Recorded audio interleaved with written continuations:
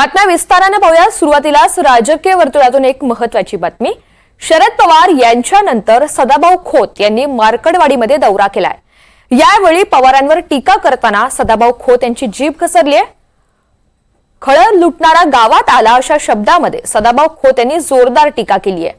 पवारांवर नाव न घेता टीका गहिवर घालायला पवार मार्कडवाडीमध्ये आले। पहिल्यांदा पवार लहान गावात येऊन बसले। आपण हरत आहोत हे पवारांच्या लक्षात आलेलं आहे। पवारांची राजकीय हत्या झाली असं विधान सदाभाऊ खोत यांनी केलंय। खळं कसं लुटलं जातं या आणि त्याच्या हातात एंडो सल्फानचा डबा येतो या त्यानं बघायला यावं। खळं कोण लुटतया त्याला कळावं म्हणून गावाला यावं। पण मार्कडवाडी गाव भाग्यवान आहे, खळं लुटणारा गावात आला। केवढं भाग्यवान पडळकर साहेब।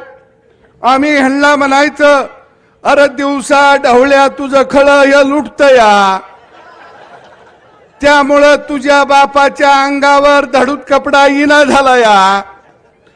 ते म्हणायचं ते गावल कुठं, पण मार्कडवाडी बादर आहेत त्याला गुलवत गुलवत गुलवत बरोबर गावाकडे आणलं।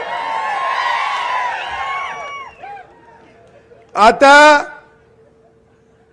इंडियातला मोठा चोर राहुल बाबा भी येणार आहे,